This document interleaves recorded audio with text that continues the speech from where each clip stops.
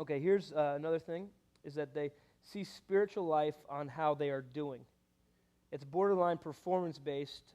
Like if you say, I was mad at my mom, I guess I'm doing okay spiritually. So it's basically like they see very much, hey, oh man, I cussed, I can't believe it. Am I a Christian? I have a kid every week. I think he's going into 8th grade. Almost every week, if I give an service, I say, hey, raise your hand if you're interested in giving your life to Jesus. Or if you want more information or you want to talk to someone.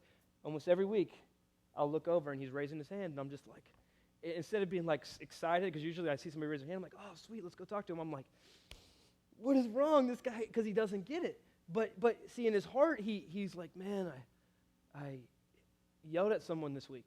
And to him, that's like just destroying his thing. Like, dude, I didn't read my Bible every day this week. And to him, that means like maybe I'm not really doing what God wants me to do. And I try and say, it's like, dude, the fact that you care, and, did you really ask God into your heart? Because, I actually led this student to Christ, and it wasn't the first week he was here. Like, just boom, he had been coming for a couple months, and he said, hey, I need to give my life to Jesus, and he got baptized, and it's great because his mom also got baptized with them. They're excited, and so it's just like, but he really feels that if he had a bad week, or in his case, probably just not like the perfect week, he's a little bit very sad and like confused about whether he's really even a believer.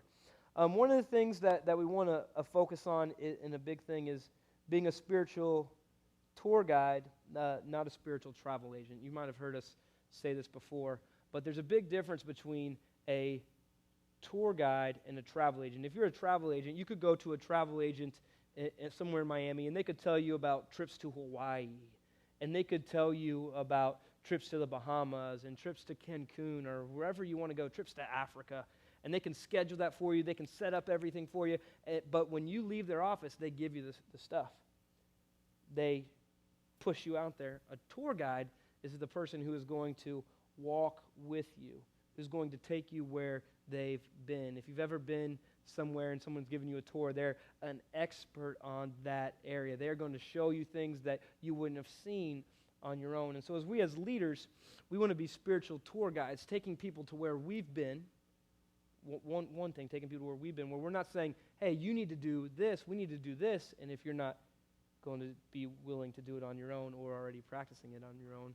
And then also where we are doing life with them, where we're walking together with them, where we are not just making it a one day a week thing. One of the things you'll notice that's great about this is some people have a lot of teaching they need to do. You do not have to do a lot of teaching. You don't have to do a lot of preparation time for the lesson. But we want you to take some of the time maybe typically would be spent preparing and maybe follow up on a few students, maybe send a couple emails, maybe create a Facebook group for your small group. Maybe you plan something for your small group to do that's fun. Maybe you spend a couple extra minutes making some cards or writing some letters or something just to, walk along with them. One of the things that always has stuck out to me is Philippians 4:9. It says, whatever you have learned or received or heard from me or seen in me, practice. And you've heard Paul before say, follow me as I follow Christ. What he's saying is that you can follow me, you can do what I do, you can live just like me because I live just like Jesus.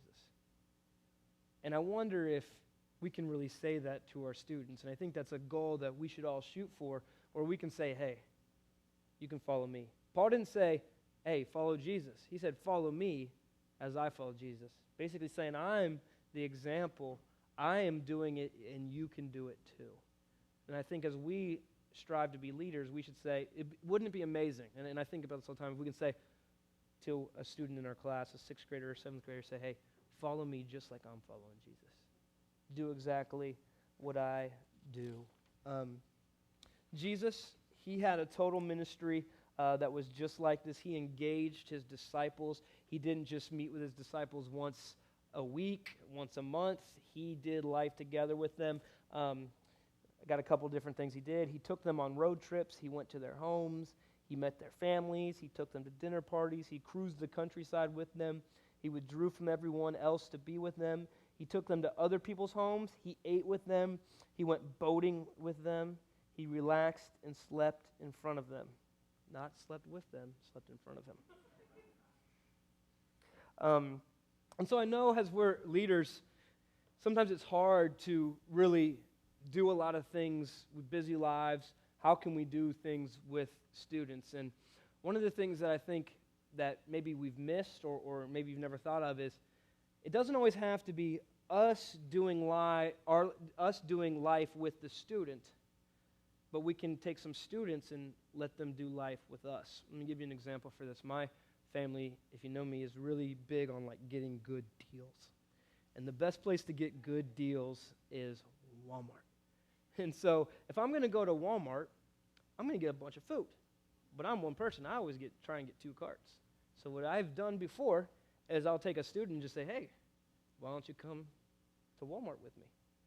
You know, I took a 7th grade guy to Walmart with me, pushed a cart, we hung out, talked, had fun, and it wasn't Ronnie. Ronnie trimmed my bushes with me. But, you know, you get to hang out with them, you get to spend time with them, and it's something you would already do anyways. Let me ask you this. Let's say that you lead like a middle school girls group, and you're going to take your daughter, your niece, your nephew, or yourself out to shop for new school clothes or church clothes or whatever. Do you think a 12 or 13-year-old girl would love to do that?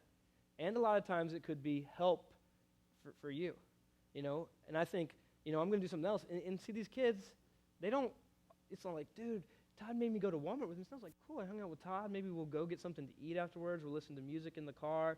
You know, after Ronnie trimmed the bushes, we went and got Abby a goldfish, which was cool. Dorothy number 7. And and we'd go to a Chinese food. So, I mean, it's not always has to be, because I know we're all pressed for time, but it could be something like, hey, I'm doing this. Do you want to come too? Do you want to do something too? It's not always that you have to go out of your way to go to their football game or their basketball game or go to their piano recital. You know, we can do that stuff, and that stuff's great, but as busy leaders, maybe sometimes it's just like, hey, why don't I do this? I was going to a party that had a bunch of high school and middle school students at it, and I just said, hey, why don't you come with me? My wife and I are going to just come, and just gave the kid a ride, and, you know, but it's just easy things to do that can help that out, and we can still do life with them. A couple things about that we're going to do that I want to make sure everybody knows about. If you look at, I think we're ready to go through the folders. No, we're not. One thing that is very important, and we've really changed how we do check-in here at Christ Fellowship a little bit in the last year, is check-in is becoming very, very important to us. We kind of were very lax about it last year, especially if you were on a Friday, Saturday, or Sunday group. But we are going to be doing attendance sheets weekly. We are going to be hitting these very, very hard, where we want to make sure people check in. And why do we want to make sure people check in? Not so we know a bunch of kids came to small groups, but we do want to know who comes, how many people are in small groups, because if we have like 300 kids on the weekend and 75 kids in small groups, well, we're thinking that, hey, we got to do something to get these kids to go to the next level spiritually, where they're actually accountable to leaders and they have people really focus on their lives. So we want to know about that, but we also want to be able to follow up on the ones who are not meeting regularly. And one of the things that Kathy has promised that is going to happen this year, is that we are going to have not only a list ready available for every leader every week, but that shows the attendance. So if someone's missed a couple weeks in a row, you guys will be able to know that and call them. And that's one of our big things. Know them, call them, get in touch with them whatever way you get in touch with them, whether it's text message, Facebook, MySpace, email. But that's one of our goals in doing smaller groups, is that we believe that a smaller group can be better serviced in follow-up, better serviced in just the ministry in general. So we're going to do that. Also, we are going to provide everyone with information for new people. When a new person comes, we will have our check-in people copy that and get you a card of the new person's information, just so that you can follow up on that.